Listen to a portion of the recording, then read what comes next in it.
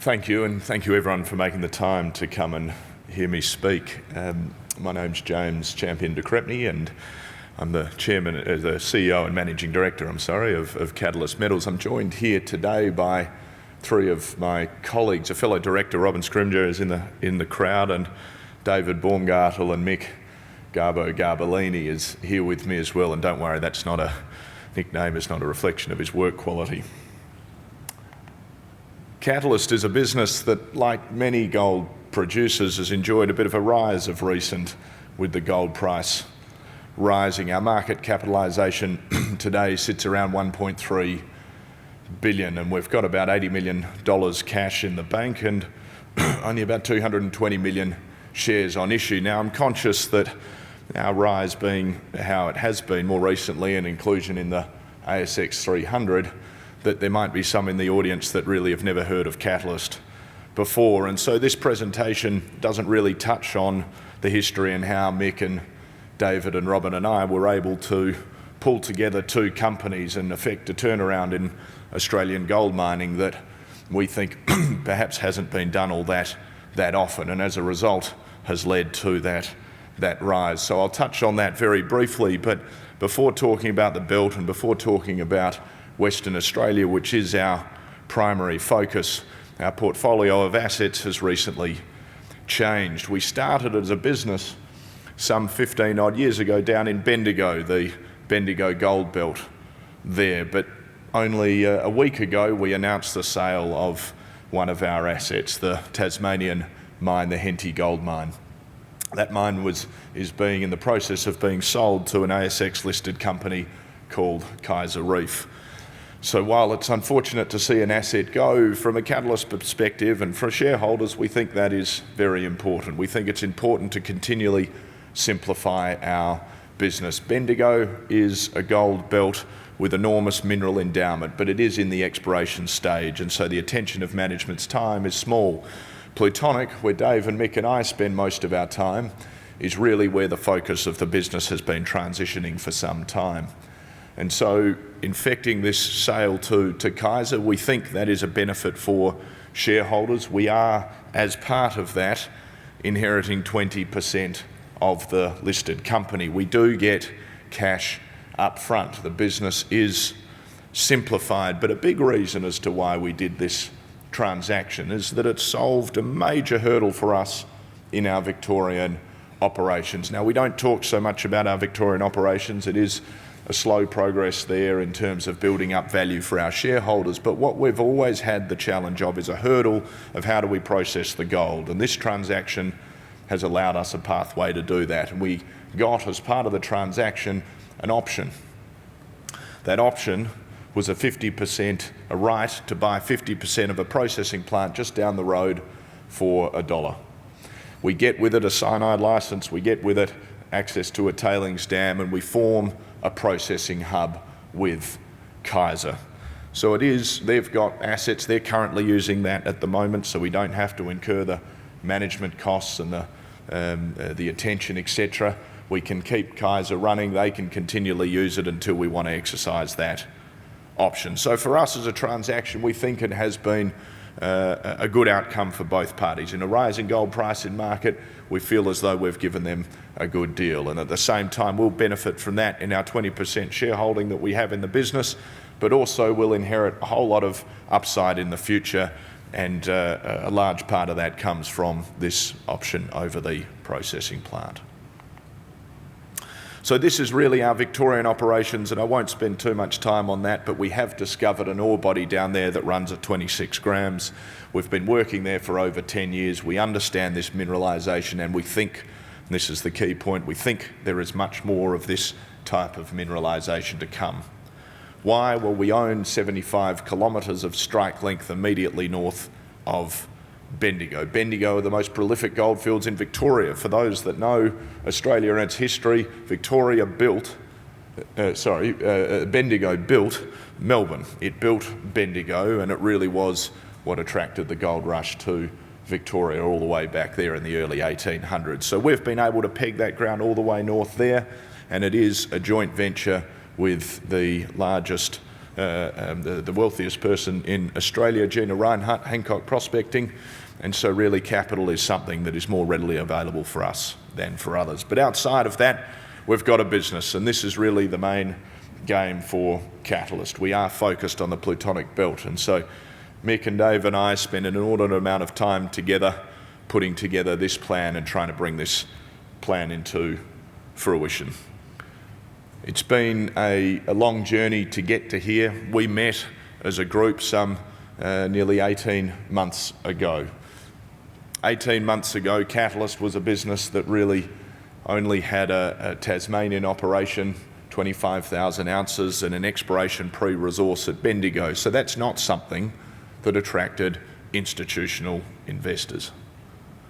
Over the last 18 months, we've seen our market capitalisation rise from 100 million up to about 1.4. How we've been able to do that is because first we went and identified the Plutonic Gold Belt, a very storied gold belt. It's got a processing plant, it's got a camp, it's got an airstrip, it's got an enormous mineralisation, enormous endowment, 6 million, 7 million ounces of past production.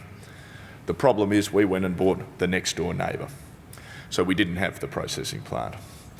Now we thought we had to buy the next door neighbour to Plutonic, the actual mine, because it didn't work unless it had exploration upside, and much of this presentation is about exploration upside.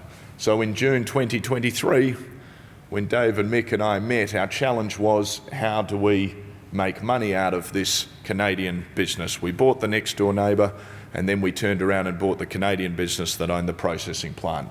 They were losing $3 million a month, so they needed a broader strategy. And so what Dave, Mick and I walked into was a business that had a wonderful exploration opportunity, but was losing $3 million a month.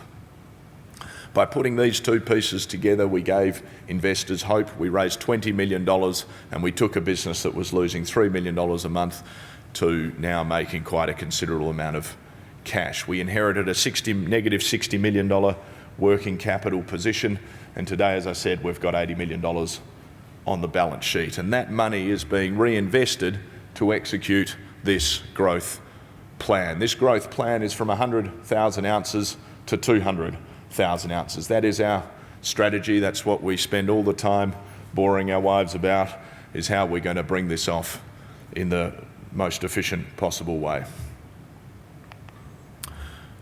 That growth to 200,000 ounces comes predominantly from these 4 deposits. We're currently operating at the Plutonic mine itself. It produces about 85,000 ounces a year. Now that is a grind.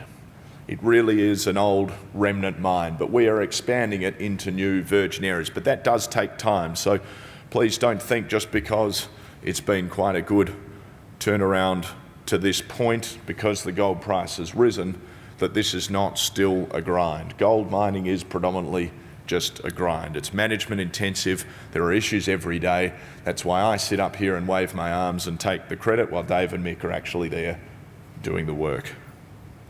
Our second project is Plutonic East, not too far away from the Plutonic mine itself. We're currently operating there, and we fired the first stope only at the end of last month. So that mine is ramping up. It has a lot of similarities to Plutonic. It falls under all the same management team, and so provides us good economies of scale. And as we get more ore sources, we think that that grind that I spoke about before will begin to will begin to reduce. Once we have more ore sources to pull from, we have more flexibility. As we bring on the third mine, K2, right at the top of the deposit, that's got quite a bit more grade to it. And then we've got 3 ore sources to feed them, the central processing plant from. And by the time Trident is online, which we think it'll be the underground in about 12 months or a bit more, the open pit itself will start in about 6 months, we hope. Once these 4 deposits are online, we think that the operational challenges that can always be faced by a remnant mine will start to reduce. So really that turns us to the Plutonic Belt here.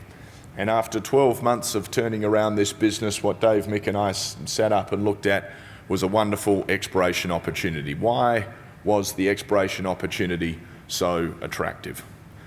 This belt has had a fragmented ownership history, yet it has an enormous mineral endowment. And so that segregated ownership structure has meant there hasn't been a geological team that's been able to focus on it for an extended period of time. They've always been searching for capital.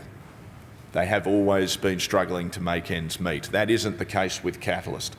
With a capitalisation of the level that we are, with no debt on our balance sheet and $80 million in the bank, we are able to have a team that can stick together, and we've had a team that can just focus on finding the gold. So these are some 10 prospects that we think are worth raising with you. We're focusing on all of the belt. We have to talk to you about something, so we just picked out a sample. This here goes to talk about the journey as to how we've gotten there. Without the risk of repeating myself, it was through the vision that we charted out some 18 months ago with David, Mick and I, that if we can produce consistent gold production, we can generate consistent cash. We can throw the shackles of our balance sheet off that we inherited, and we can put that money back into funding exploration. And so earlier this year, we committed to a 320,000 metre exploration program. So I might just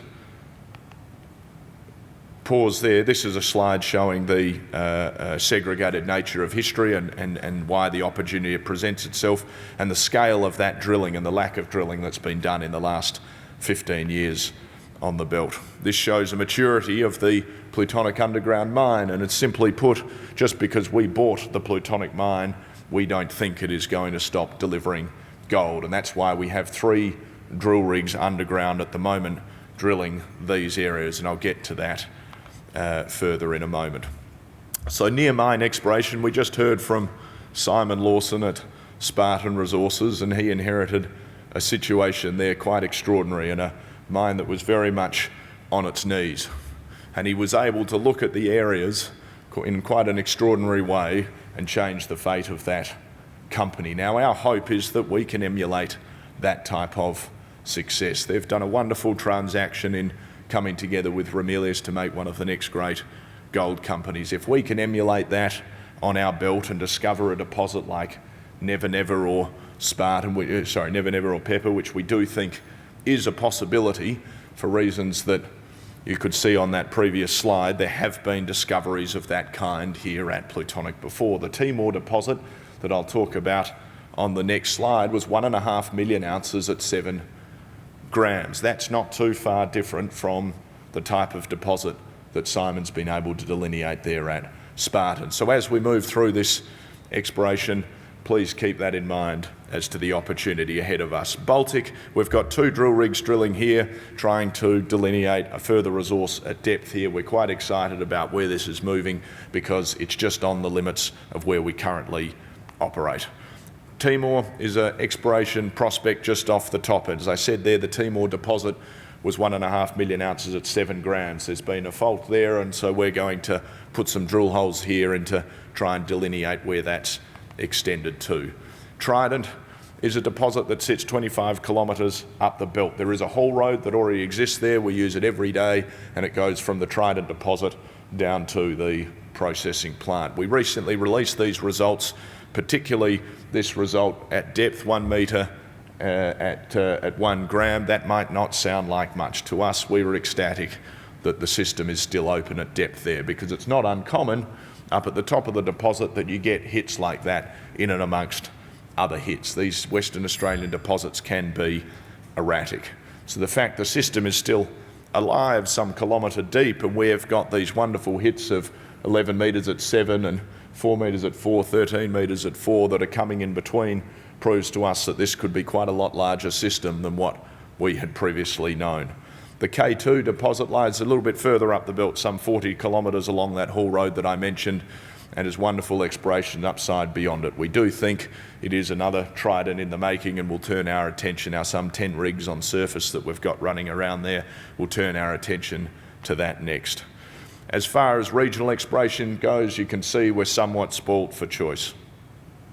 We've got many of these options, one of which is a little bit further away than K2 and Trident in terms of development, but Triple P. And to have these targets without any follow-up drilling presents a very real opportunity for us. So hopefully there, in summary, you can see a business that's on the front foot, has no debt and has the capital to explore the potential of this bill. Thank you very much for your time.